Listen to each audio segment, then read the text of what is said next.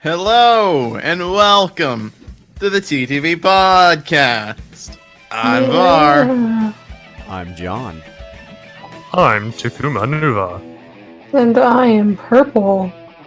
And this is the TTV Podcast, episode Who Cares? Wait a second. Today, we've got a variety of topics. Are we doing a tired now? Is that what we're doing? Today, we've got a variety of topics, ranging from...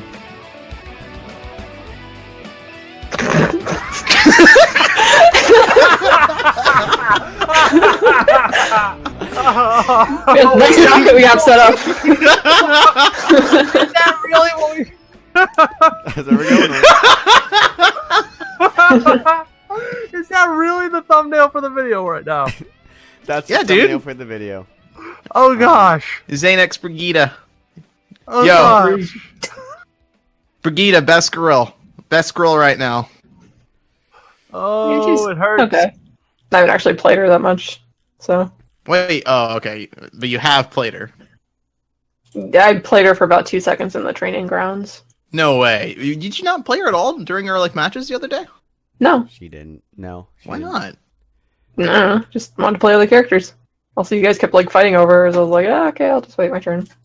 There was literally a segment where 0 people were fighting over it, and AT was just playing it over and over again. Oh.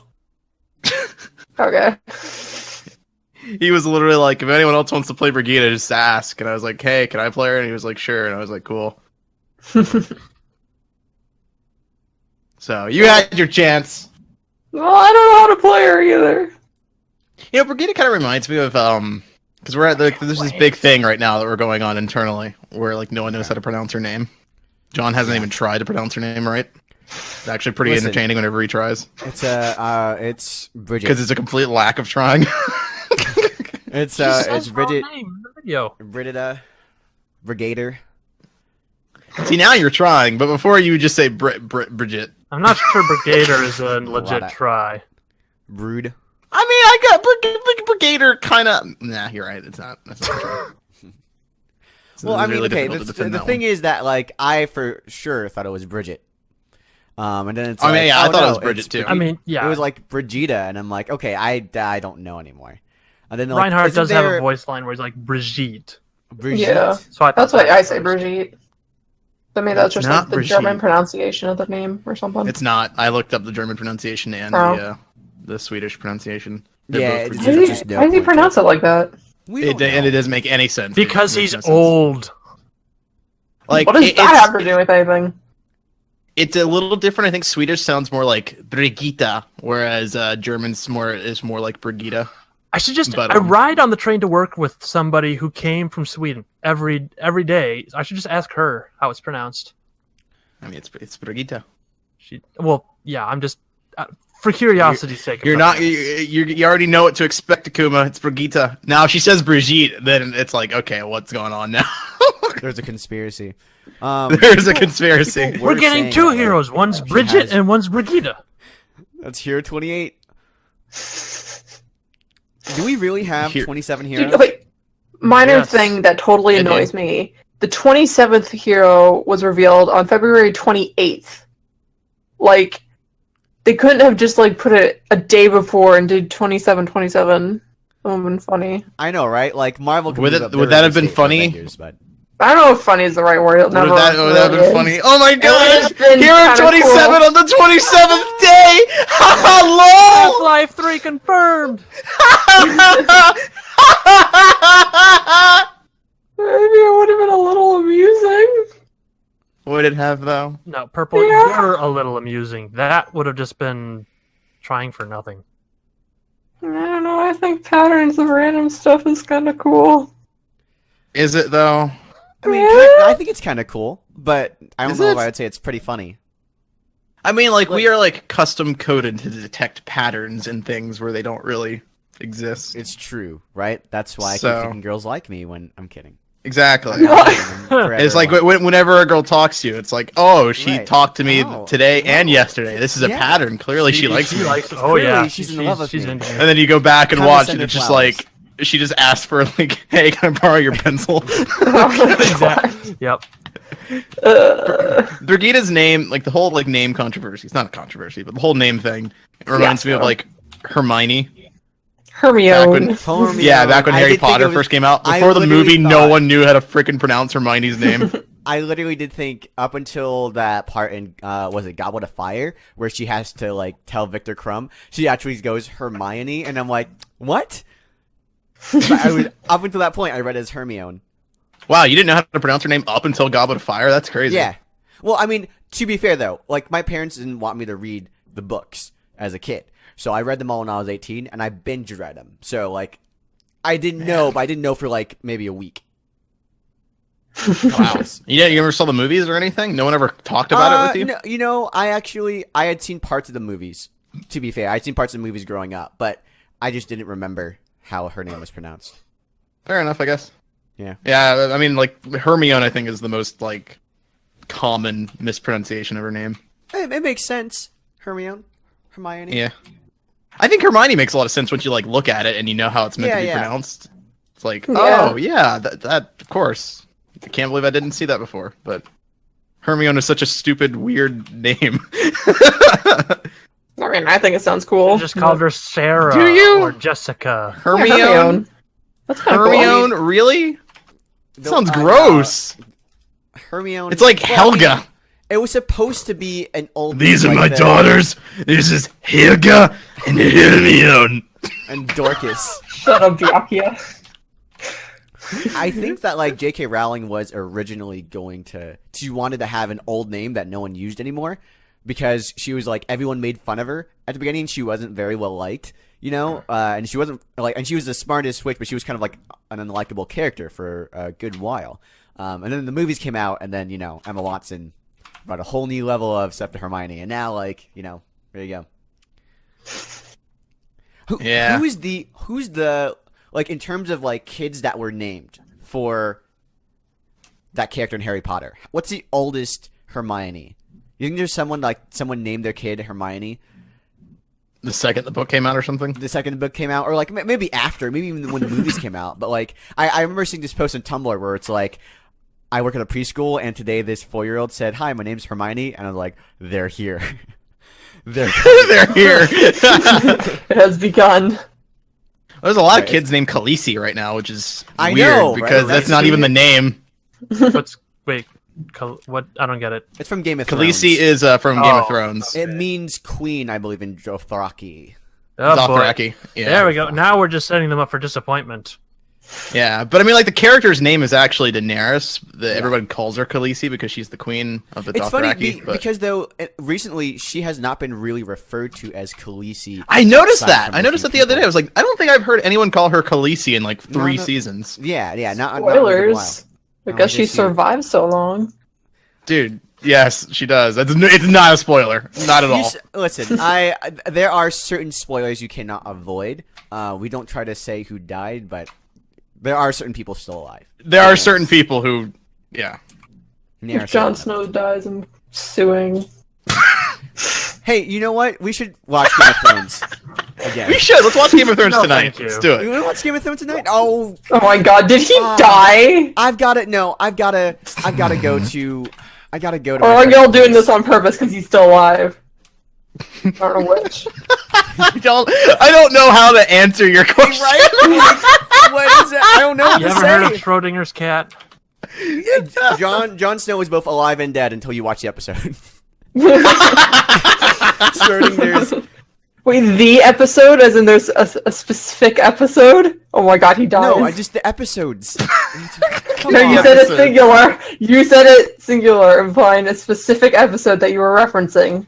I assumed it was just whatever. I don't. No, whichever one you watch. He's like all the characters are. Just let her think what she wants to think, John. Okay. All right. I'm going out. Oh, I should change the photo to Jon Snow. By the way, I keep forgetting that like when we're doing the podcast one where I have to like, oh yeah, I there's no like set topic. I want to talk about this whole Zane Brigitte thing. Dang it! Now I screwed it up. Brigitta. Dang it! I quit. Aw. Well, all right. We'll miss you. You want to talk about this? You want to talk about our new best ship? Zane and Brigitta, the new best ship. The new Are you best ship. serious? He's got a heart of gold and hands of cold, and she's Hands of cold?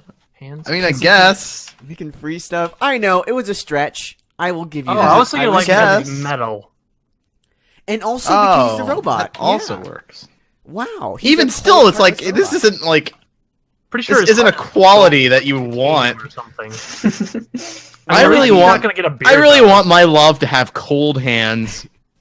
Hey, he'll never get a beer belly. He'll remember things. That's Oh, bad. he'll remember things. Yeah. Well, I mean, What like does that have to do with he cold probably hands? Speaking of cold hands, Game of Thrones, right? Okay, just move on then. Sure. No, I mean, like, oh, I want to toss that in real quick. Book readers know what I'm talking about. Cold hands, man. He kind of appeared in the show a little bit, not really. I didn't read the books. If her cell phone ever goes out, she can probably just like plug it into his shoulder. That would be so useful. That would be worth getting a boyfriend for. Like if you're thinking things going down.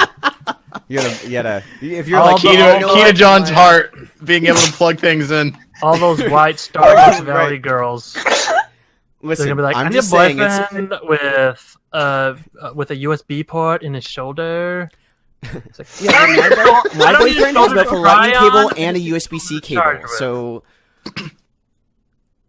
What are you? Wow, guys dude, that's talking really about? impressive, man. We're talking about USB chargers, Prpl. Oh my gosh, keep Okay. up. Okay, you want to know what's really weird? Wireless chargers. How do those work? there's What do you mean, magnets. they're just batteries. No, Yeah, she's but they talking like about like transmit the energy to the switchcraft. they phone don't without. transmit any energy. plugging it in. That's not how it works. Oh, Okay, so I didn't realize the kind. I see what Basically, you're the talking about. wireless charging, what it does is that, from what I am to understand, it uses magnets to kind of like power the battery inside the phone. Oh, And so, all I like- really know is that there's like you could get like a special pad or whatever you want to call it for like Right. the Wiimotes and probably some phones too now. Where you just let them sit on top of it and that would somehow charge them. All I phones can't now, remember whether or not it the new required iPhone has that. what's the word I'm looking for? Specific batteries. I can't think of the word I'm trying to think of. Well, the new iPhones definitely have that compatibility now, and most of the Androids do too. Obviously, with the Androids, everyone makes their own version of an Android phone. So I don't know if it's like consistent among all the new ones. I know most of the new Samsung ones do it as well. But wireless charging is now basically what it does is that you charge. Think of it now. Well, this is a very basic way of thinking of it. You ever had one of those twist like radios or flashlights? Radios? Oh, one of the crank flashlights. Oh, yeah. the crank ones. Yeah. Yeah, right. Nope. Yeah. So imagine that you have a crank flashlight, but it has like a magnet on one end, and then you put a thing behind it, and you power the magnet, the other magnet. So one is an electromagnet, and it spins the crank for you. This sounds like you're like 2 steps away from creating a bomb. Well, you see, you take this crank that charges electricity into this metal plate, and then you shove an electric device on top of it, Do you ever hear sending about that all kid? this. Do you ever hear about that kid that like legitimately he wrote a paper in high school about how to make a atomic bomb, and it was so accurate What? the FBI came to his school and confiscated his, Are you his serious? report. Yeah, like for the project, it was like go into it was like a chemistry project or something, and he was like they were like write how to make something, and he was like, oh, I'm going to research how to make an atomic bomb, and his report was so detailed and specified, the FBI had to confiscate that. They came to his school and everything. Wow, that's crazy. It happened like in the I the believe it. 60s, to be fair. So it wasn't Oh, like a and Ah, that makes sense. Well, it doesn't make sense because I don't know how that kid would know that. Like now, you Yeah, can just Google smart. things, That's right? true, But like, right? Yeah. how here, the let me heck would see. he know that? It's called. He's nicknamed the A-bomb kid. I'm looking at this this website. I read about it. That kid's a Okay. bomb. Or should I say the bomb? Oh gosh. That's really fascinating, though. It's a really 1976. smart kid. I don't know Yeah, how yeah, you could sorry, it how wasn't you would his high school, possibly it was, have that information. University. Yeah, I But don't like, know. I either. would get why the FBI would want to like confiscate that, especially during that time. It's like Cold War era. Like we got to make sure no one else can figure out how to do this, so we don't have to worry about other people nuking us. Mm-hmm. Apparently the teacher, his teachers told him that he would give him an A, but as soon as the grade was registered, the paper had to be burned. The term paper ended up in the FBI, which seized and classified it, and the following months a Pakistani embassy tried to get a copy, but it was too late. Little did they know they had Albert Einstein in their school. Yep, there you go. Do you guys know that? I mean, I'm pretty sure everybody knew this, but like Albert Einstein, when he died, they like extracted his brain from his body without anyone's permission. Like, not Albert's permission, not his family's permission. They just stole his brain. Oh, that's creepy. Oh, you didn't know this? I did not know that, actually. Okay, yeah. So Albert Einstein died, and like without anyone's knowledge, the doctor that was like, I guess there, like cut open his head and took his brain out to study it. Because he was like the smartest guy alive, so they were like trying to figure out what's. Listen, it's weird, but like, I mean, he's the smartest guy alive. You're gonna let that? Yeah, no, I get it. You know what I'm saying? I get it. Right? Here's the thing, though. Here's the thing that I found strange about it, though, because like his justification for it was that I want to study this brain so that we can, I guess, figure out how to make people smarter or something, or figure out what made Albert Einstein so different. Right. Which that's where I'm like, okay, yeah, I follow along with that. But then the guy cuts out the brain, he splits it into 3 segments, and keeps it in jars for like 30 years, secret from the government, from anyone, from any other like people who could study it. He just kept it in a jar. Yeah. He didn't do anything with the knowledge or anything, and just left it there. So like the potential of actually studying it and deciphering any information from it was basically just kind of moot, you know? Yeah, like it was probably like he was reasoning when he first did it, and then it was like then it became like super creepy, right? So he can't like. He probably felt really guilty about it. It became super creepy. And you realized, oh, I can't tell anyone about this. This is actually really weird. I can't. Yeah, it's just kind of weird. You know, as much as like Albert Einstein was a smart dude, I don't know if I would say he's the smartest guy that ever lived. If I literally had to point to someone who I would be like, we do need to figure out how that guy's brain worked because he was so different from everyone else. Because like Einstein was still like he was still a normal functioning. I'm really human. curious to hear who you have to say. Nikola Tesla. Tesla was legitimately like that guy. There's like some people are just they're super smart. They're geniuses. This guy was on another level. He never took any notes for his stuff. He would build his things, and then people would come after him to like, and his understudies would take notes on what he made, so they could reverse engineer that. Like this guy, just like he was insane. He had a relationship with a pigeon. Do you guys know about that? A relationship with a pigeon, like a lovey-dovey relationship. I don't even think it was a lovey-dovey relationship, but he did he has a quote where he's like, "I came to think of that pigeon as a man thinks of a wife." My voice cracked. I'm 22. This is some latent puberty to be had there. But no, like he literally is like, I came to think of this pigeon as a man. Are you? Yeah, I'm legitimately 22. I thought you were older than that. Why do you think I was older than that? Takuma, you're the old man of the group. You're a kid.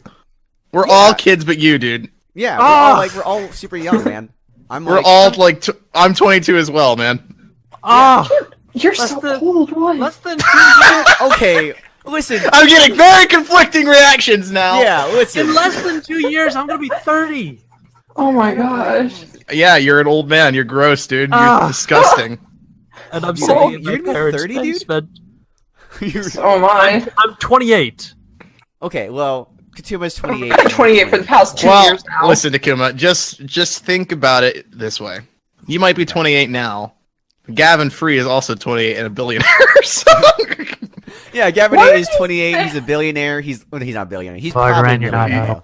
He's not all he does is go around, have a really great time, be really famous on the internet, sleep of his, really nice house, and almost get shot. Yeah, he did almost get shot. That was the thing that almost happened because of his supermodel girlfriend that he got as soon as he came. That's creepy, by the way. That story is all kinds of like, oh my gosh. Yeah. I had a lot of conflicting feelings about that. Most of it was anger towards that fan. We never talked about it, but that was one of the most frustrating things, honestly. that I've ever had to read Just about goes or to show you experience or shouldn't get a anything. famous girl friend. Well, Just goes to show you shouldn't be famous ever. I'm just like, I'm thinking about like this. Both Meg and Gavin, I followed them for a very long while, right? And it's like a thing where it was just so creepy to hear about that some guy on the internet got so obsessed that he was just like, oh, you know what? I'm just gonna go back into their house and And try to kill them. try to kill him, just try to shoot him dead. It was just like Just try to kill them. it was so surreal That's when my I read girl. about it. I remember like Yeah, when I saw the news article, I thought it was fake.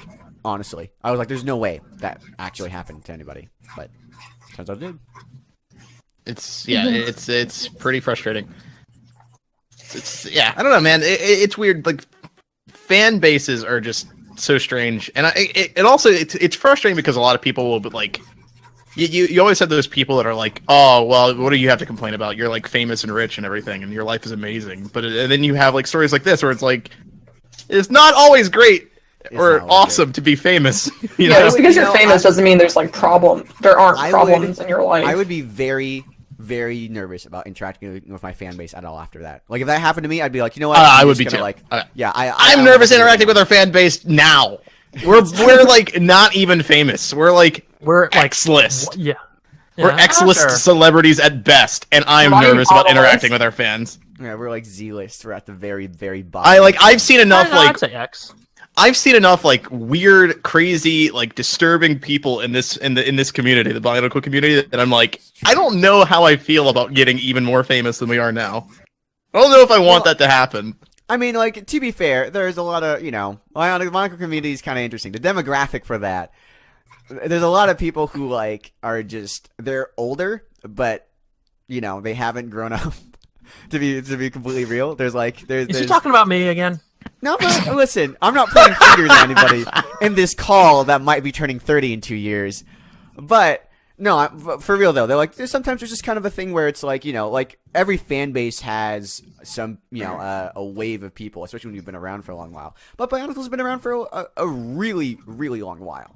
And it's just kind of, that thing where it's like, sometimes you get people who, like, a lot of the people of the old Bionicle fan base that I knew have grown up. And then, like, some of the people that are still around were like, oh, well, like myself, I haven't grown up. All right. There we have it. It was a very angering news article though that I saw. I was like, oh man, how could anyone even try to attack such a treasure as Gavin Free? I know, right? Can you imagine the podcast without Gavin? I would be very so depressing. dude. Just the thinking about like what could have been really irritates me. It just makes me so mad. That would have like. I'm so happy those it had a celebrity happy deaths ending. Don't impact me like in the same way. Like celebrity deaths are in a weird thing where you're like you feel bad but not like super sad. You know what I'm saying? Right. Like it depends on who it is, because like there have been a couple people whose deaths have like really like hit me, but Nah.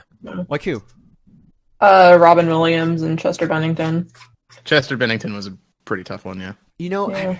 I mean the only celebrity that really impacted me that I actually like legitimately felt super bad about was Monty Ohm. That was that was the one that awful. like I was like, man, I have grown. Like I had such an appreciation for his work. I had met him once basically, but he was the only celebrity I met that like kind of like passed away shortly thereafter.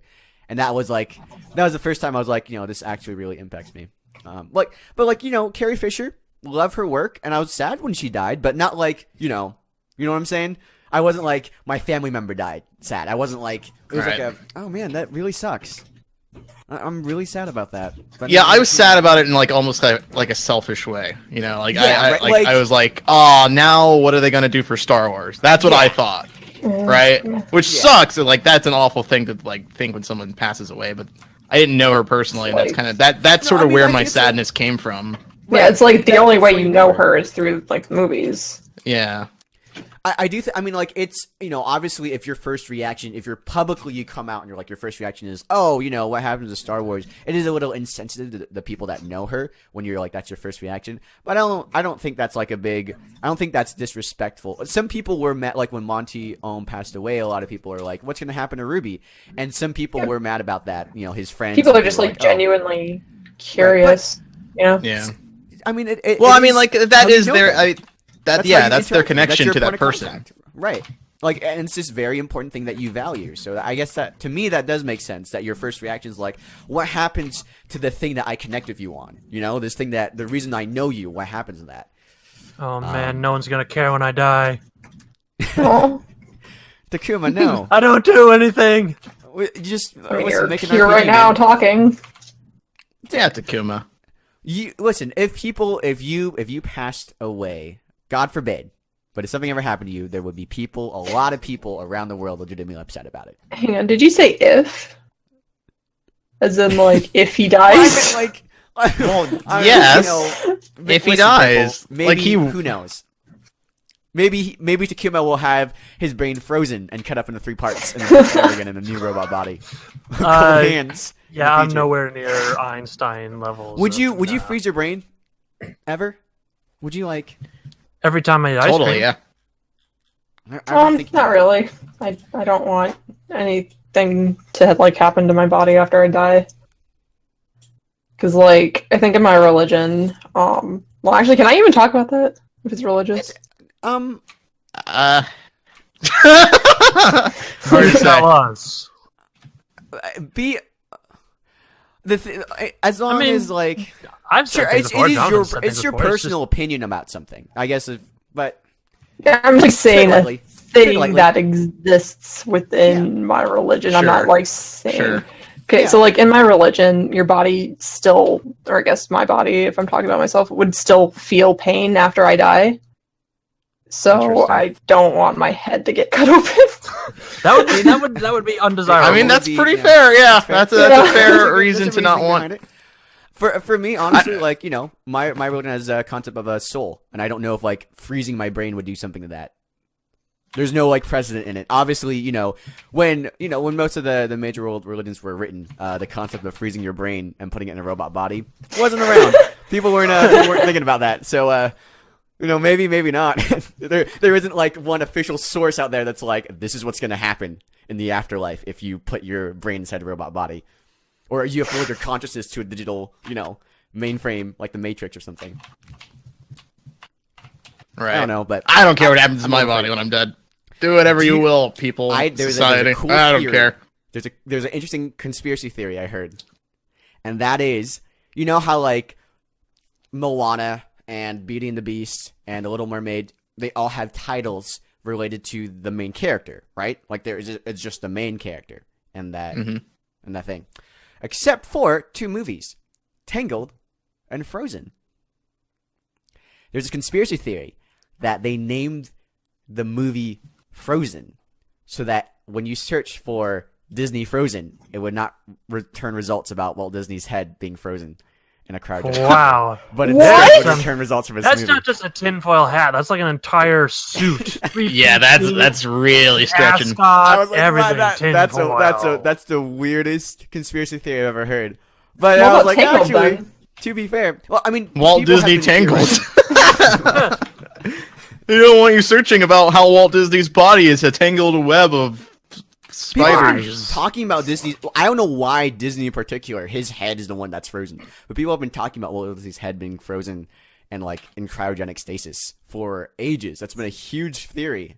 I don't know Well, why. I believe that's a theory that's existed since Walt Disney's death. Like it's an old theory, and for That's whatever what I'm reason, saying, it's just stuck Don't know around. why. And that's why they kind of like were like, all right, cool, Disney Frozen. So whenever you search that, you get Elsa. Yeah, I don't You know, could dude. search Disney's head frozen. I mean, listen, we didn't know. I mean, we knew that Einstein's brain was extracted, right? But no one Well, knew you what did. happened to it. Well, no, I mean, like society knew. Okay. Like people knew that his brain was extracted. No one knew what happened to it. We only found out like where the brain was and what had happened to it like recently, like Yeah, but 2013, that's I think. because Oh, that is gosh. because like some dude, when that dude did that, he was like doing it because he thought Einstein was a super smart person. Like Disney's a creative guy who did build like a really big company, but like I wouldn't say. Well, if yeah, I no, had to no, be no. like, whose brain am I The looking at? reasoning behind it doesn't matter. What I'm saying is, if Disney's brain has been frozen, or his head has been frozen, we might not. It might be true. We might not know about it. Like we Do you didn't know think- about Einstein's. Do you think Disney would be happy at the status of his company right now? I have no idea, honestly. I think no. I'm thinking of like I remember people I were think talking he'd about be this on like, Disney Channel. why do we have movies with a black person in it? What? I don't think Disney would be very happy at all about the state of his company. No, you know what? No. Listen. I'm gonna defend Walt Disney here. He did make Song of the South. I mean, Song of the South is a very insensitive movie right now. But at the time, at the time it was made, the dude, he made like this movie with this character, Uncle Remus, right? Who's like, he's a main character in the movie. And it was so bad at that time that like the guy literally could not attend his own movie because they had segregated movie theaters. That was the tone that he made Song of the South in. So yeah, I mean, like, sure, you look back at it now and it's not like the greatest. You know, it definitely could have used a bit more nuance. I'm kind of also of the opinion, like, culture, but sure, slaves is a bad thing, but at the same time, it's like, oh boy, are we just gonna pretend like it didn't happen?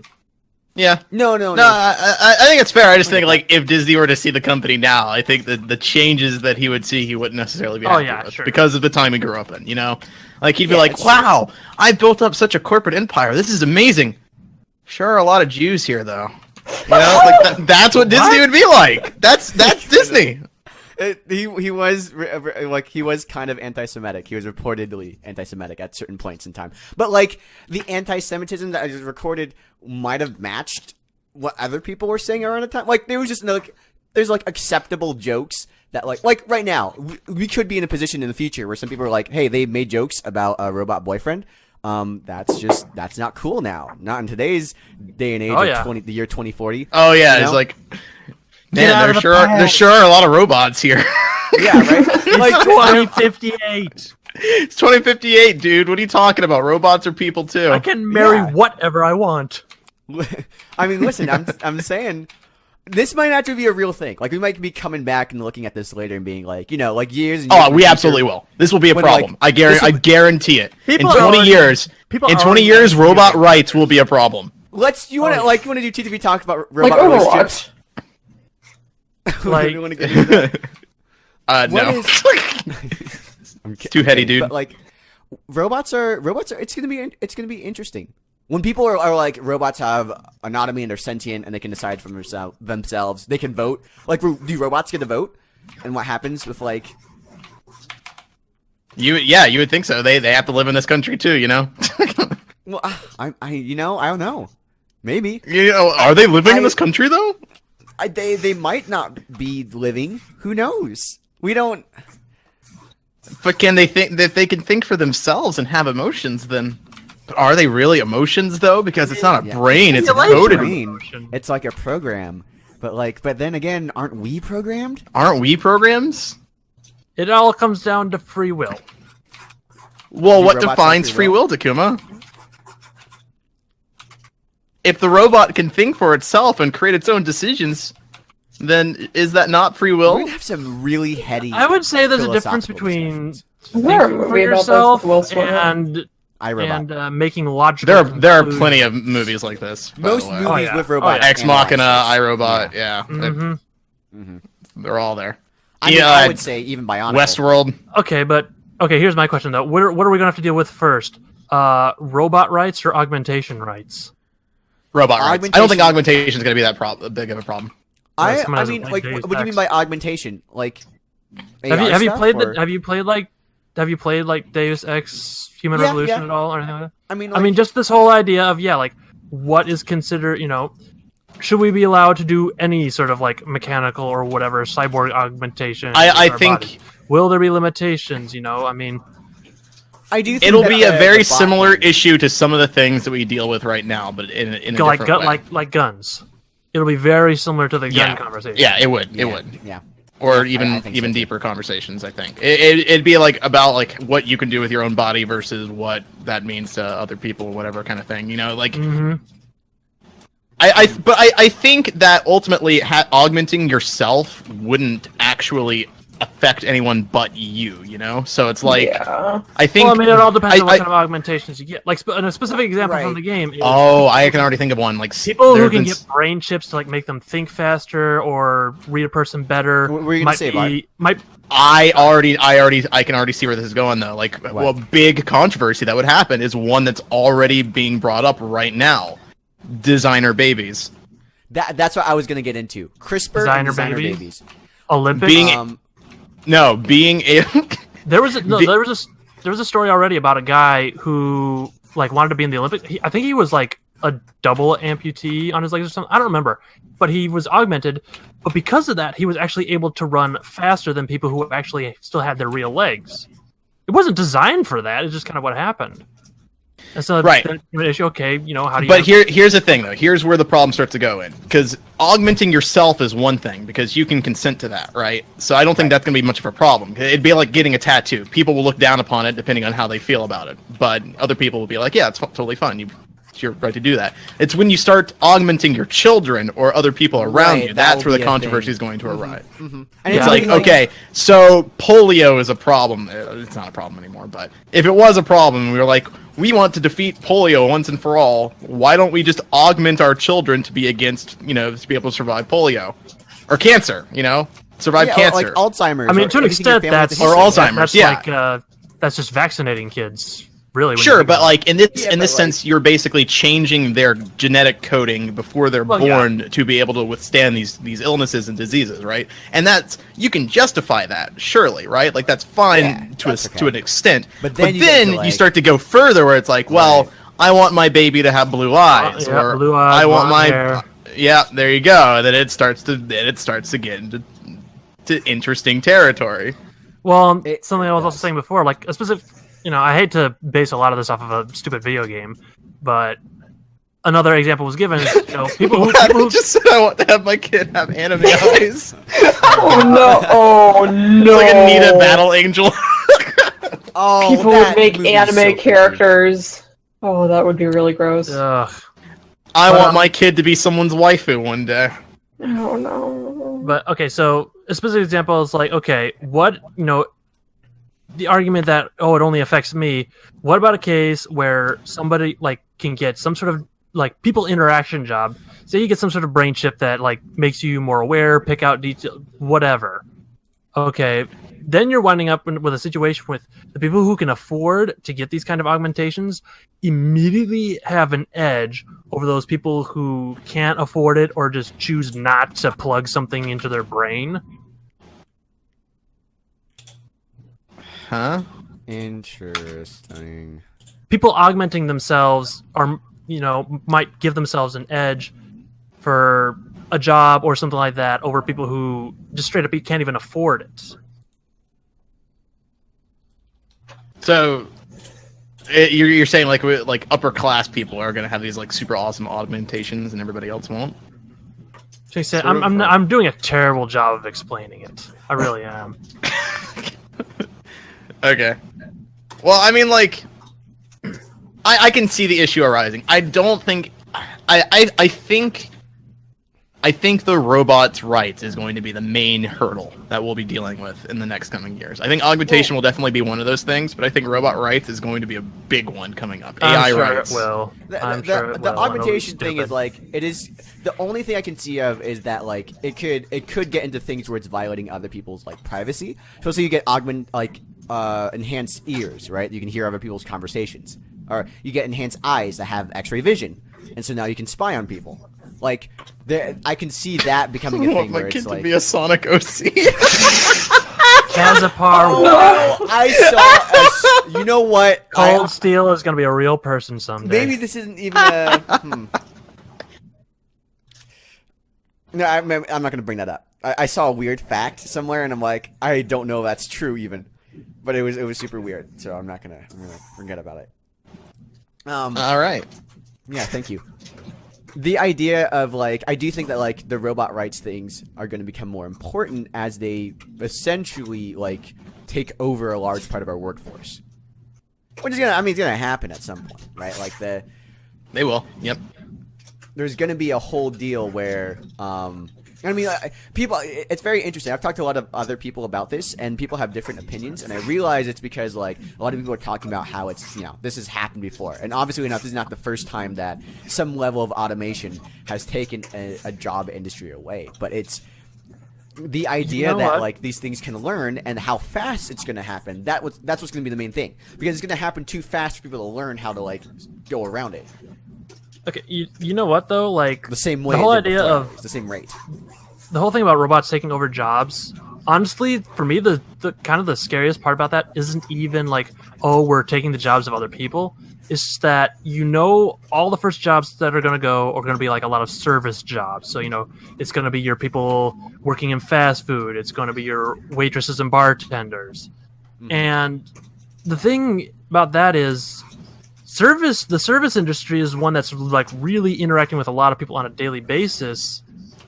There's this thing that me and my family, a lot of people I know saying it's like, it should be required by law that everyone has to like work for a couple years in some sort of service job, whether it's cashiering, fast food, whatever, because you learn. No, please. I can respect people already. I don't need the job. Well, that's the thing is, so many people are so rude. It's like if you knew what it was like to be the service person, to be on the other end, there would be I guarantee you there'd be a lot fewer people with such a snobbish, look down their nose kind of attitude.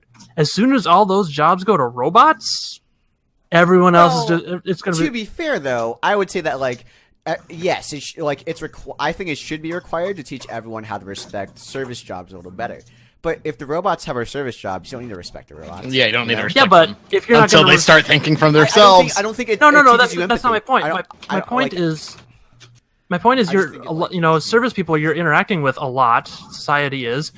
Once those are robots and you can be as rude to them as you want, how much of that is going to start carrying over to other people who aren't in a service position? Probably. And what point do we start looking at everyone as a robot? I do think that at some point we're going to start getting to a stage where interacting with other human beings is going to be very difficult for us, because we're going to be so separated from each other. Yeah, it already is, and it's only going to get worse. When your only interaction is with AI, and you never have to leave your house or anything. You can just order food online. Postmates. You can just buy things from Amazon. You don't need to go to a store anymore. You never need to leave your home to interact with anyone, even like relationships, romances, that can all be AI now. It'll get part of it, it'll get to a point where like talking with another human being will be so hard for you because you don't know what to do. It's sort of like if you never grew out of your middle school stage, that's where you really start to like interact with people and talk with people and learn how to be a person. And to be honest with like the way the culture is nowadays, just how much can go wrong just by looking at a person the wrong way as far as like relationships and stuff. And AI is going to be far more appealing. It probably already is in a lot of cases. You don't have to deal with the problems that dealing with other people would have. Even problems though. You get affirmative like reactions essentially every time you do, no matter what it is. You can't be creepy to an AI, right? The AI is always going to rebuff your thing. So you're going to never have to deal with like. Not even. I wouldn't say it's problems. It's stuff that does legitimately build you as a character. As a person, it helps you mature. Like interacting with people. You don't need to worry about boundaries when you're only dealing with robots. Right. Well, it's that, and just the fact that I'd say probably now more than ever, trying to ask someone out is a scarier proposition than anything else, just because of how quickly someone can claim some kind of harassment or stuff. And I'm just saying the culture nowadays is not very welcoming to I wouldn't any say interaction. I see where you're coming from, but like, there is another thing too that like people are also. This is a side effect of like the idea of like the introvert becoming extreme, but that extreme becoming the norm. Does that make sense? Where there's always been introverted people in like every aspect of human history. I would assume there's always been introverted people, but we've only been hearing about it more and more recently. And a lot of people are talking about how they need to be they are introverted and they need to. Sometimes they don't get a lot of like stimulation, or they exhaust them talking to people, and that's been that's perfectly fine. But now we're reaching a point where like it is possible if you're an introvert to never have to deal with people. It's getting easier to not deal with people. That's what I'm scared of. Prpl, stop drooling. That sounds great to a point. Yeah, right? like that sounds great, but if you don't do that, you get really. I don't mean I'm not talking about you, Prpl, but you can get very immature as a person because you're not interacting with people. Your introversion turned into this thing where you are now isolated. You're not interacting with people. You don't grow anymore. Exactly. Yeah. You stay in that state. You have to be in positions where you don't like being. You don't know how to have a discourse with anyone, a conversation. Right. You don't know how to interact. The way you fix this is you make it so that robots can get offended. We have an entire generation of experts on that now. we can train them, and they're gonna be the ones to grow up and program the robots. Did that really sound enticing to you, Prpl? Never having to interact with someone? Okay, just like more jokingly, but. I mean, listen. Like, if all your interactions are with AI, which are just yes men, then I feel like that gets boring, though. It would get boring, but it could also be very appealing too. You know, like you can see the appeal to it. That's the Logan Paul effect, right? That's like he was surrounded by. Well, that's what'll happen when you have AI. Is your only interaction? You'll become Logan Pauls. You'll be immature. You don't know how to. You'll be disenfranchised with what is morally right and wrong. You won't be able to tell when things are bad and things that, like, a dead body, will stop mattering to you when you don't have any respect towards human life because you don't know what human life really is. Your only interactions are with AI.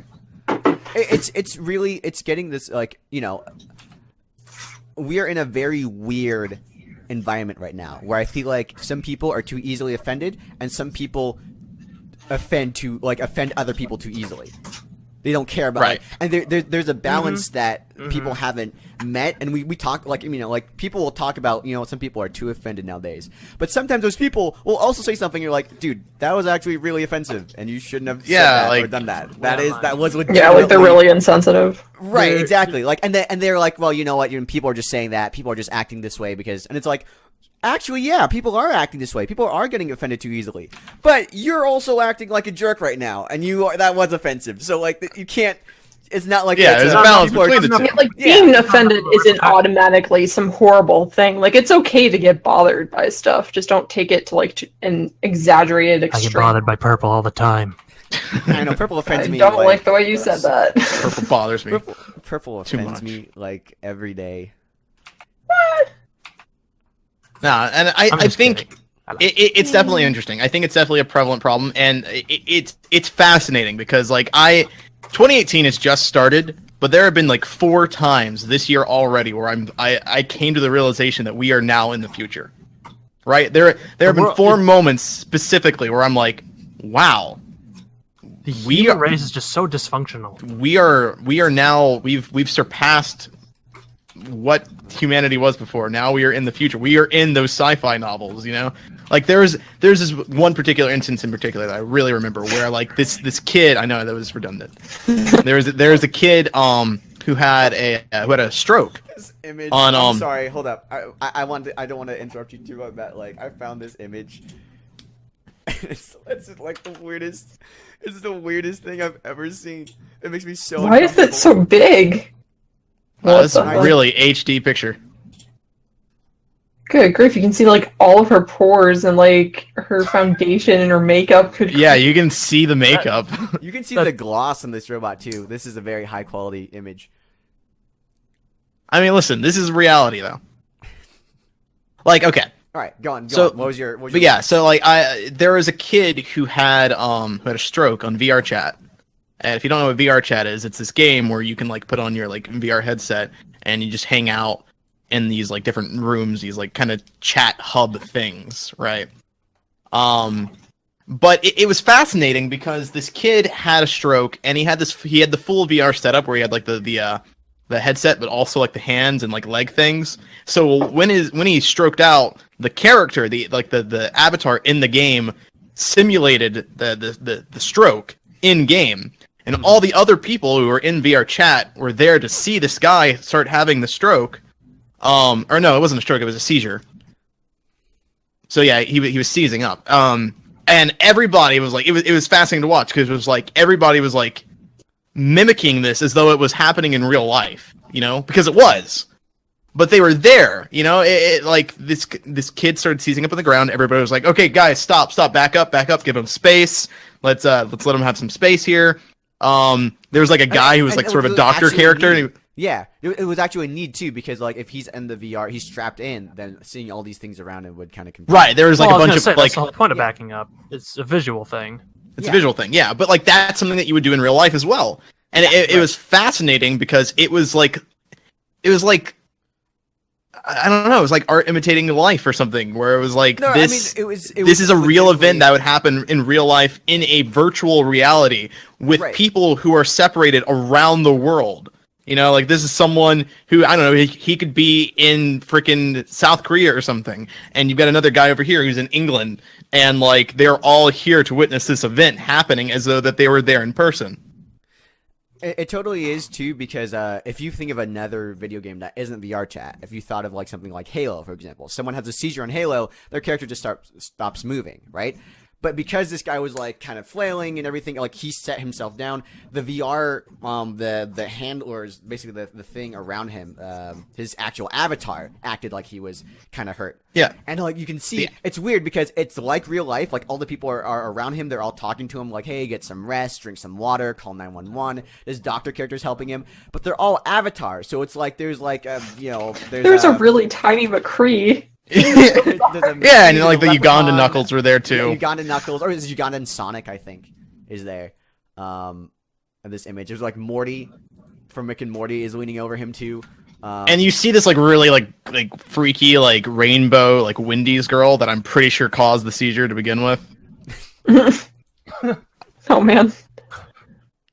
But yeah, it was so fascinating to me. It was almost like it was surreal, really, because you see all these characters and these like crazy like licensed characters sitting around watching this guy have a seizure, and it's just crazy to think about. And that like I watched that and I was like, man, we are in the future right now. This is crazy. And like it made doesn't seem so far fetched anymore. Sorry. Right? Yeah. Yeah, so well, it made me think about like the possibilities of where we're going like in the next 20 years, because like we all met on chat rooms, or most of us did. TTV formed out of like most of us meeting on a chat room, a BZ Power chat room, on the based off the forum, online, like they're all online, regardless. Yeah. But like there was this thing that happened on BZ Power where like you had different forums and categories where you can go and do different things, right? And like a lot of us were comic makers. Like we had this like comic making community where we'd make like little sprite comics based off Bionicle characters, and we'd post that on BZ Power. And like some things started happening where like you had like certain comic makers sort of form groups with other comic makers. You know, that formed the ICC, which was a comic making group, like a Yeah, it was a continuity. That's what it stood for. Basically, it was a bunch of people that had a shared universe, kind of like the Marvel universe, where it's kind of like the Marvel universe, but like all our comics took place in the same. Yeah, but like in these like little comics. Yeah, and they're like in this one little. Yeah, I think I was technically a part of that. Did you not know about this? What? No. Oh, So, that sounded fun. There was about 9 of us. It actually grew to like 14 of us, and all of our comics took place in the same world. And so we were always we had like little strips that would just be us, and we would all be on our island, you know, and doing our stuff. But then we would guest star in each other's comics, and then like there would be a major event, and it would affect everyone's comic. And we all had we had a that is such a cool idea. We should do that. I never had that level of interaction with it. You know what? That would be really cool. I wanted to kind of write a book, honestly, about the Bionicle community and just like how crazy and like super weird it was, and how no one knows about it. You can call it ball joint by ball joint. Yeah, something like that. I've honestly wanted to write this book for a while now, where it's just like, because it's so fascinating to me how this culture was established, and no one knows about it, and it's just going to disappear and fade out, and no one will ever know about it. Actually comic making, sprite comic making is something so unique to Bionicle, not even just to Bionicle, but to one facet of Bionicle, a tiny website. Is it really? Well, yeah, sprite comic making doesn't exist. So, sprite comics were a thing. They are a thing in terms of, like, there's been Mega Man sprite comics, there's been Sonic sprite comics, but not in the way that we're talking about in BZ Power. BZ Power the difference is that a lot like sprite comic making does exist, but people use like sprites ripped from games. Pre-existing art. Yeah, pre-existing art. There was never a thing where like sprite like kits sprite kits that people made with their own creations and their own art assets based off this one franchise is something that does not exist. It is wholly unique to BZ Power. Never existed outside of that website. And so the notion, just, like, everyone created their own artwork. That wasn't even a thing that, like, one person did as a special deal. The only kit that I feel was ripped from a game was the Monog kit. Everything else, which is ironically the one I utilized. Right, but I was the only one to utilize it. Yeah, it was a very rare thing, right? Everyone made their own stuff, and then not only that, people would take what other people had made and then like convert it. Like there is a Tomorrow Omega that Dark79 made. Oh my gosh, there was so many different kinds. And then then someone made like the Tri-Shade and then Six Shade, and then that started. And then like there's all these original tropes and like things that like no one else had. They weren't even related to Bionicle. Everyone had a studio. Right? Why are we in a studio? No one knows. Yeah, everybody had a comic making studio within the universe of their comic, right? Except for me. except for you. But then everybody had that one character that was obsessed with food. That was because of Dark79. Like, that wasn't even intentional on my part. Well, I know, but it's like there are tropes that existed in this one. In this one like format that only existed on this one site that only existed for this one franchise, this fan franchise, in this tiny facet of the internet that no one will ever know about. There's so many phases of different things too. Like you can see that there's legitimately you can see the evolution of how things started. Yeah, like and styles, like the growth of it.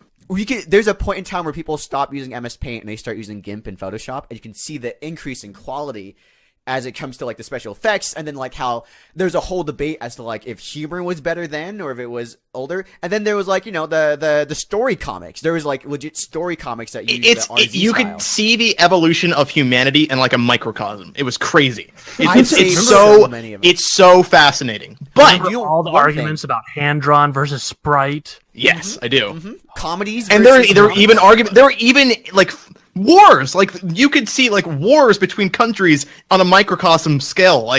There were like the comic makers versus the comedy writers. You know, the people who just wrote scripts versus people who did artwork. They feuded with each other. It made no sense. Continuity that really? Kind of was. I didn't know that. There was like a bunch of people called the Group. That was like this mass a bunch of people that like kind of came together and they had their own.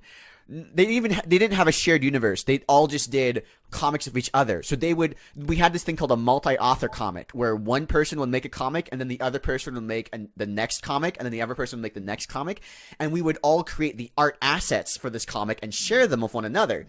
And then we would all have a premise, and mostly we would have our own author avatars be in that comic, and then we would go through an adventure. Venn had one called Civil War, where it was a bunch of the comic makers coming together that had never interacted before. But there was a lot of other people. There was like the Group had they had comics like Generic Quest. They had comics like I'm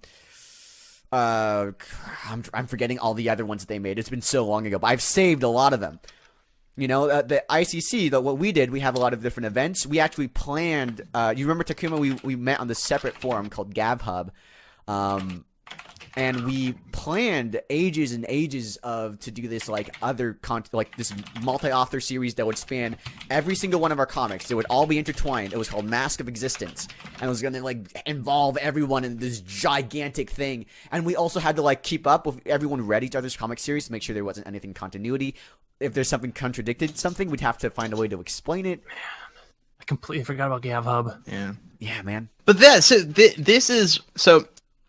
Bringing it back to what I was initially saying, though, is that like it's crazy to think about how far we've advanced, though, because this is how we all met. We all existed in this sort of weird microcosm culture here on this one little facet of the internet. But now we are in a place in time where VR chat and like virtual reality is a thing.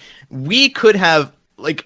If Bionicle did not come out in 2001, and we instead pushed this up to like 2030, and Bionicle came out there for the first time, and we were born around that time as well, and everything repeated, but it was in 2030 instead of like a forum, we could have a virtual reality, right? We could all come together on like a virtual island of Matanui. BZ Power would be this recreation of Motonui in this virtual space where we would all walk around and like interact with each other, hang out in Likoro and stuff. And like, it would be straight up, like SAO Bionicle. Yeah, exactly. It would be SAO Bionicle and everything. Like, okay, we were already talking about all these things that people did in their comic books, like these weird like tropes that people had. People always had a comic making studio in their comic book universe. But like, if this was VR, that could actually exist. You know, these people could build their comic making studio, and all these groups that we're talking about could actually come together, walk into the studio, and like hand draw comic books in this virtual reality space. No, it's you're right. You're totally right. This is like there's a lot of stuff going on. This is the future, you know. Like, the more I think about it, the more my head just like explodes with like all the crazy things of the future, basically. Yeah. So, it all stemmed from this one little video of this guy having a seizure in VR chat. You know, like that is the greatest example of how far we've progressed as a society. Really is this kid having a seizure on VR chat? Dang. It's incredible, dude. Anyway. That's insane. I feel like it really is telling how far we've come in terms of like, and I mean like this microcosm thing, this whole like idea that we met. I mean, we've been together for a long while. I'm actually looking at one of the comics that I made here. And it's made after this is made actually around the time I started being in TTV. In fact, I made this in a call with TTV. This comic that I'm looking at right now. It's on the screen. The URL for this. Should link it. Yeah. I'm linking it right now. When you look at the URL for this, it says Christmas 2010. You see, I never made comics that were like 12 screens long like you guys did. Mine always had a hard limit. Yeah, I hated these like infinitely frames. Scrolling comics. It took forever to load, and then it's like then you have to zoom in. And this is back when you lost your place. People did this stuff in like 2006 too, and it's like, okay, back then I'm loading up these BMP images and it's taking like 30 minutes. Forever. I hate it when it was like an interlaced PNG and you had to like wait for the entire thing to load. You couldn't just watch it, read it as it started loading. Some people, for whatever reason, would choose interlaced as like the reason they want to do with PNGs. But just to like reiterate, right? I made this in a call after we had a late night. I was making this while I was on call at TTV. It's 2010. It's been 10 years since I made this thing. Almost 10 years. It's 2018 right now. In 2 years, it'll be 10 years. Not just since I was part of the Bionicle community, because it'll be way longer than that.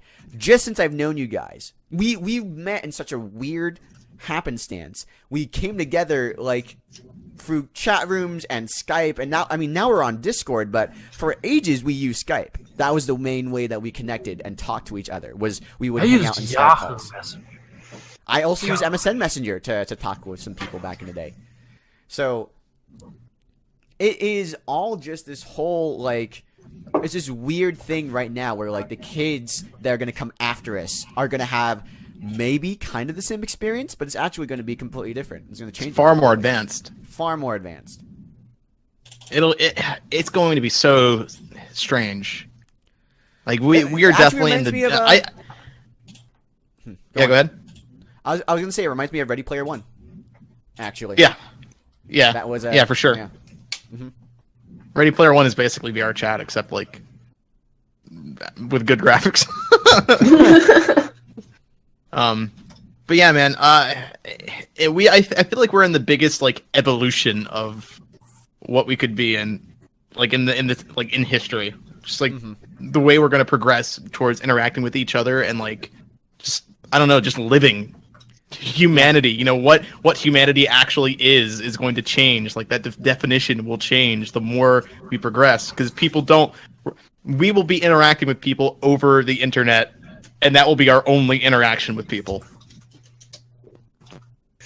That's so weird to think about. That really is. That's like it's gonna be, And you know what? I will say this though. We're talking about a lot of like doom and gloom scenario. Like a lot of people when our age had this conversation 20 years ago, when they're like when internet was just getting started, and they're like, it's going to ruin things, it's going to ruin friendships, it's going to do, and I wouldn't necessarily say it has. Generally, like, we're looking at the worst case scenario where people grow antisocial and they don't interact with each other. Well, I don't even think it's the worst case scenario. I'm spinning this in a positive way. Like, we could literally hang out on Matanui. Like, that's amazing. Yeah, it's true. No, that's what I'm getting at. Like, right now, though, TTV was made possible because of these innovations, right? Like, we didn't become, as much as you think the internet might have made us more antisocial, and it could have, and I would argue that there are certain people out there whose the internet has not been great for them. Being able to act anonymously and do that has not been great. But for us, it's been a way to connect over large distances, over like tons of miles. We met each other only last year. A lot of us met each other for the last year for the first time. After knowing each other for almost 10 years at this point. I cannot even imagine what my life would be like right now if just Lego didn't make Bionicle. Like, because of Bionicle, that eventually led into things like BZP, and BZ Power is where I tried stuff. I tried writing, I tried comics, I tried artwork, I tried so many things, working on like stuff like the wiki, and like just BB code, formatting your message board messages. That was like almost like an introduction. It's like Babby's first coding, It really was. Bionicle kind of like got me into Lego in the first place, which then got me into Ninjago, which then got me into like all my art stuff. So, Bionicle is the reason why I know a lot about, or I do anything related to, video production right now. Honestly, it's the path that it led me on. We even have our own Declaration of Independence. What? We have our own Declaration of Independence. Like, this is an actual thing that exists. I forgot about this. Remember this? I don't. This. I know you have to be part of VCPC to have remembered this. Like, we even did our own like artwork. Like, okay, obviously we used Photoshop and just ripped off an actual piece of art, right? But like, I mean, this is literally like life imitating art and art imitating life, right? This is us in our chat room deciding like legislation and how we're going to rule over the chat room, our formal government for the chat room, and we made this piece of art, and it was a joke at the time, but it actually represents what was happening. Whoa! I even have the freaking deck. I have it right here. I'm gonna post this. Declaration? Hold up, post it. Yeah, I got the signatures at the bottom. Oh my gosh. Messinac, Barteran, Venom, our signatures. Tenebrae Invictus, our signatures right there. Oh, I don't think I'm here. And you're not. You weren't a part of BZPC. No, I mean, like, LD isn't even here. This is MT Zever. This is Vivacious. This is Mock. These are people that have been around for ages. Like, this is actual history. I haven't. This is actual history. Vivacious in so long. Good grief. When's Bionicle History Month? Makuta of Comedy, I haven't seen. Makuta of Comedy? I'm confusing it with Makuta of Oz. Gosh. There are legitimately days where I just stop and I think to myself, I wonder what Dude Nuva is doing with his life right now. Oh, there's a... You know what? I remember thinking Dude about, like, Nuva and Torhuki, those two are peas in a pod. I met Tamechi Defender several times. Once in New York, once at Lego's headquarters for the thing. And I remember he was actually friends with Takuma, who, like... Takuma was a very popular comic maker who made...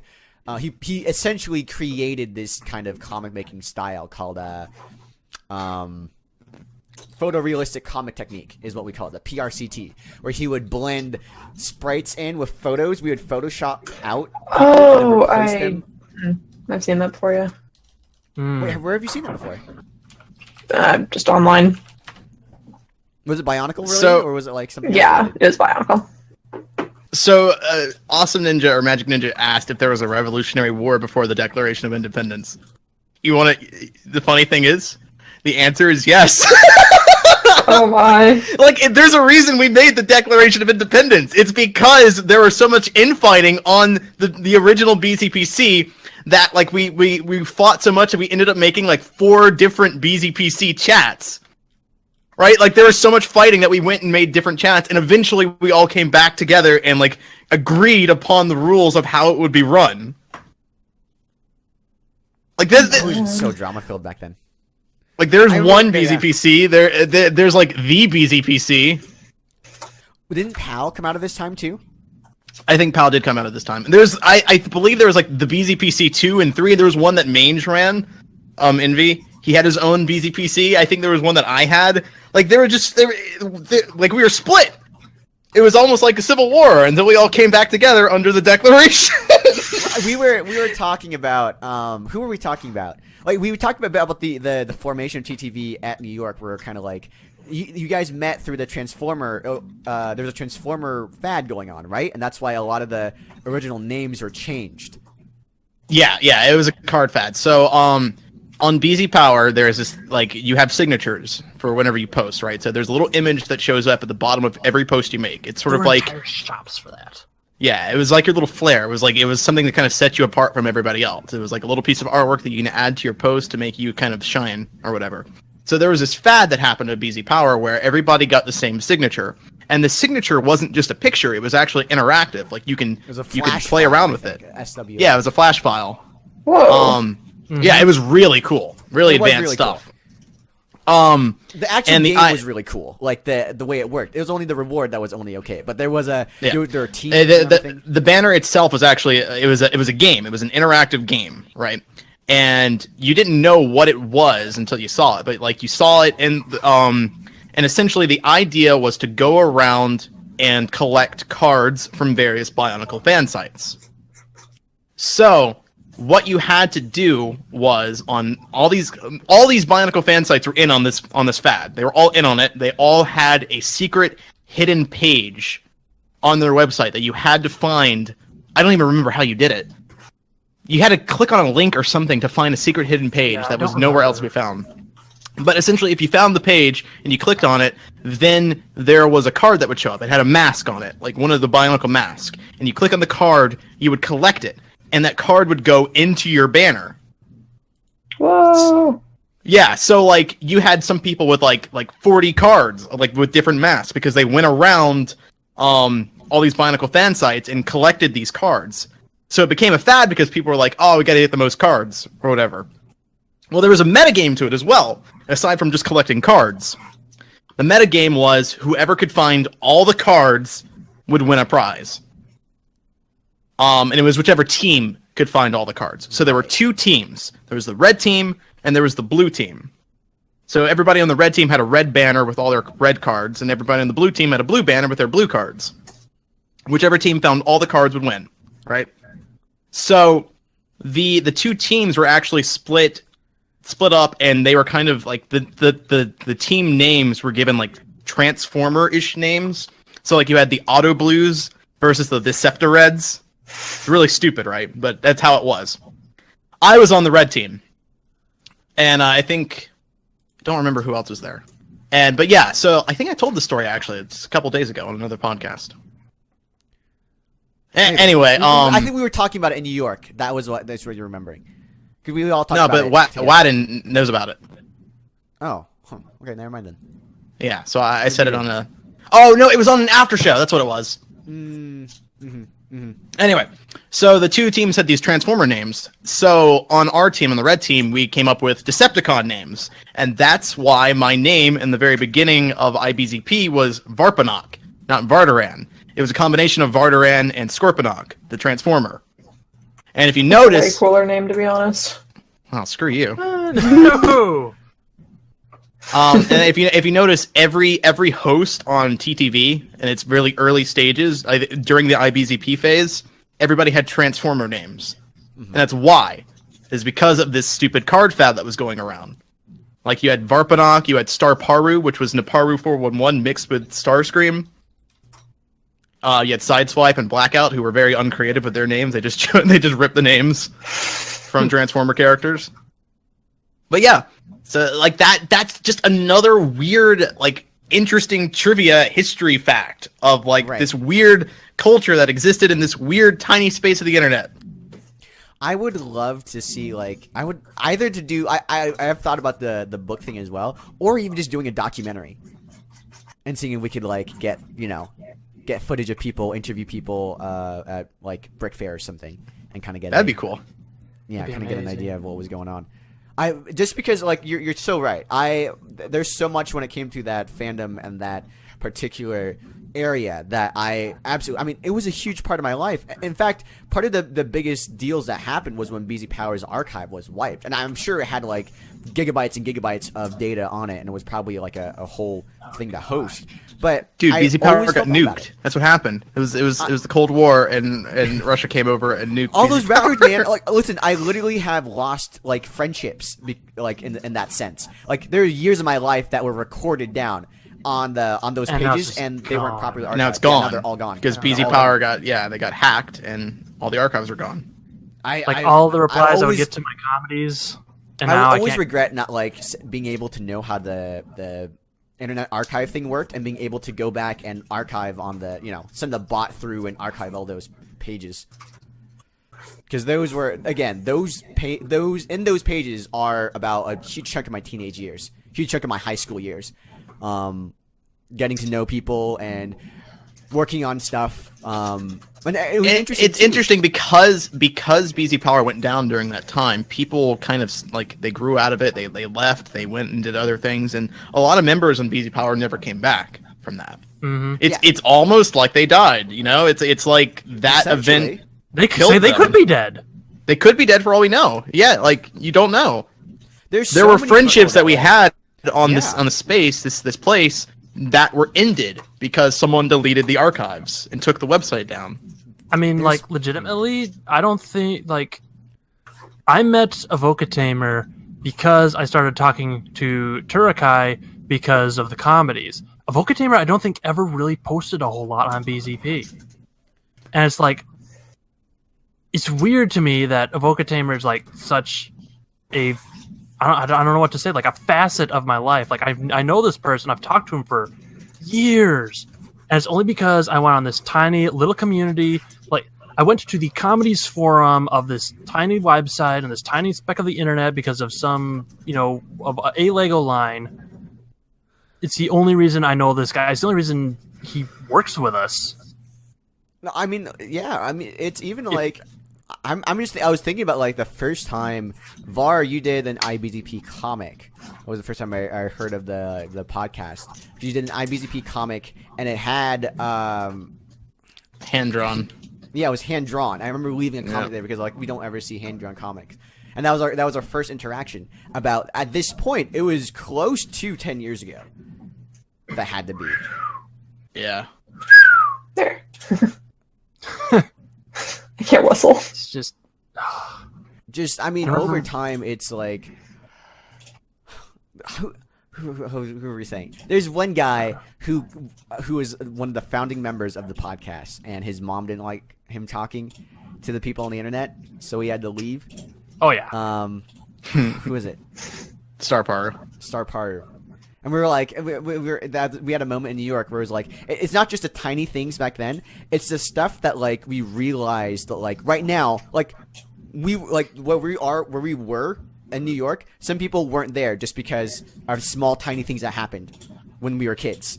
His mom didn't want us talking to him. Therefore, I mean, had he stuck around, he probably would have been one of the founding. He was a founding member of the podcast. He would have been doing stuff with us and being part of the talent and like being who we are today. So many tiny things that happened as a kid that led to us meeting together overall. Besides us just being interested in being on the same find site, Mm-hmm. Had you guys not gotten Randy Elliott? Who was the first comic maker you interviewed? Leigh Gallagher? No, it was Randy Elliott. Was it Randy Elliott? Yeah, I believe so. Okay. Whoever the first guy was, that was why I decided to join. I joined because of an interview, because you were interviewing comic people, and I was like, oh, that sounds cool. I'll be part of that. Like my initial thing was as a comic maker, not to be part of, not even a YouTube channel, not to even be part of a podcast, because that's all it was back then. It was just a podcast. Man. I found like the old cover artworks to my various comic series. Oh boy. Okay. All right. Now you've made me. I want to kind of go through my. I want to make comics again, guys. Stop me. No, do it. Do it. Oh, I forgot to post 2.0. Let me see. This is totally. It looks almost exactly like Dark 709's comic. Yeah, right. Of course it does. And I mean, you can see the tropes in that poster, right? Like, there's the food obsessed character. He's holding a crunch bar. There's the comic making studio in the background. Everybody had lightsabers. Everyone had lightsabers for no reason. So I just found this thing, cool. which was I wish Ven was here so we could talk about this. This was the banner to the predecessor to one of the predecessors to the TTV message boards, which was this thing called Hypor. There was this website named Hypor that Ven made during the hiatus that BZ Power is on, and I also made a website called Empire of Pixels. And the whole concept behind it is that like you could actually vote to who would become. There was a huge deal back then, like who was a mod. So you could actually mods could run campaigns, and then you would vote on who would be a mod. And that was like our website. Me and Ven ran this website even while we were while the podcast was going on. That was like a whole deal. But like, man, oh my god! I'm looking through some of my shop stuff now too, from when I worked in like an Avatar banner shop, and there was like this one was one of my proudest works. It was an avatar for Toa. I think it was Toa Nuri, Toa of Sugar. Toa Nuri, Toa of Sugar. Oh, that was the guy's name, but I made this, and it was one of my greatest achievements at that time. Using food as your title was like a whole deal back then. People would be like Toa of blank, Toa of Sugar, Toa of pizza, Toa of Sugar, Toa Toa cookies. This is another. This is one of this is my second banner. Live, learn, and lawsuits. Oh my god! That was, you can see right there. I discovered brushes for the first time. I discovered the grass brush, and I overused it. I don't know if I ever read that comic. I don't know if I ever read your comic series much, but you've heard of it, haven't you? But I heard of it. I mean, there was just things you heard of. They were the popular things. Everyone knew of, Dark 709. Everyone knew of Turakai. Everyone knew. What was her name? Gali G. She was one who wrote like short stories. I remember. I mean, Lady Kopako. She's been on the podcast before. She was a huge artist back then. This is my. I did that, and then I updated the banner to like a newer one that like had more. Oh, dude, I recognize that banner. That one I remember. Holy shoot! It was such a good one too. Iconic. Yeah, like it showed all the panels in the background, and that one was really good. Yeah. This is a time where like I'm getting hit with nostalgia bombs so hard right now. A lot of people had like Var's let's get my blog stuff of comics at that time. So like the Photoshop and the GIMP styles were really standing out. They were being innovated and being made here. Yeah, I moved away from comics. After I stopped doing comics, I did the caption contest in my blog. I don't know if any of you ever saw that. Like every week, I don't believe I did. No. Every week, I would just put together some sort of really random-looking picture, and I had a caption contest. I ended up moving away from comic making to focus on the Vortex kit. I'm gonna look through some of these. Oh man, were there any good ones? I did so much work on that. Wow. I'm literally looking through a bunch of like stuff that I haven't touched in ages. Yeah, literally more than 5 years. This is Ven's comic series called Civil War. It was him versus Gavla. Gavla was the number one when BZ Power essentially like went down. He was the number one comic maker on the site. He had surpassed Dark 709 in terms of pages, and he just made a ton of comics. Did he really? I didn't know that. Mm-hmm. Actually, it's funny. When BZ Power like the archive was down, there are the four biggest comic series at that point in time. Number one is Gavla's Comics, just in terms of replies. Gavla's Comics, then Dark 709, then New Party Rocks, and then there was me. I was the fourth. I don't think I ever broke 100 though. I think I came underneath that. Oh man, all these. Oh, look how edgy this banner is. Look at this. Oh man. Oh man. I was never a huge fan of Vin's like sort of text style. Guys, right now we are the old people sitting on the porch in the rocking chairs talking about the good old days. Prpl's just here for the ride. I have no idea what's going on, dude. Prpl and the audience are just here to indulge us as we just blather on. Just so. Oh, dude. Okay, so here's the map for my comics. But if you notice, I wanted to have my own island. But if you look up above, you can see the comic land. And the comic land, the comic land was the shared island between all these different comic making people. The comic land was where Dark 709 had his comic series, and a lot of people that made comics after him put their comics as also in the comic land, and it kind of became this shared thing. Let me see if I looked like a dog for some reason. I never figured out why. It's cute. So much stuff was on Maj Host. God, you guys remember Dark 709's comics of the movie? Yeah, it was like a giant. Do you remember gift. Dark 709's comics of the movie, The Game? The Game? Yeah, we should play the game, dude. We should do a video on it. I'm gonna do the video. I still have it sitting on a folder on my computer. Oh my god, let's do that now. Well, not now, but let's do that. Let's do that really soon, though. We should get all the old people. We'll have Envy on. Well, I don't know if Meso is part of it. We'll have Van on too. We'll play the game. I haven't played that game. You gotta get someone who can do keyboard local co-op. Oh, you're right. That's the thing. No, you know what? It was Var. It took a lot from. Well, maybe not a lot, but it took quite a bit from Lego Star Wars. Here's what we're gonna do. In 2 weeks, I'm gonna be at Var's place. At some point, we're gonna sit down. We're both gonna play the Dark 709 game. I haven't played that game in so long. I'm actually kind of excited about this. When Dark 709 made his movie, that was an event. There had been nothing like that attempted in the history of there have been other gifts made, dude. But having what amounted to a feature-length movie, and then everyone wanted to make a movie after that. Everyone is making a movie. We actually, when we made On Air, I was like, you know what? This is my version of the movie. Yep. If only On Air came out. I know. All right, well, we've ran long enough. This definitely kind of divulged into this sort of... This became us talking about the olden days. Yeah. It really We had a lot of great conversations this episode, though, I think. This is a really good one. It was great. All right, well, I hope you guys listening were able to enjoy it. It was a lot of fun over here, so it was great. Today's blog themes were there. If you'd like us to continue making videos like this one, you want to support this channel, head over to our Patreon at patreon.com/TTV channel. You can help support us, donate to us, and you can join our Patreon chat here, which is featured in the video, and listen to our recordings over here on Discord. Yeah. Our Patreon shout out for today's episode's gonna be... this is a cool name. Resolution. Thank you, Resolution, for being a patron.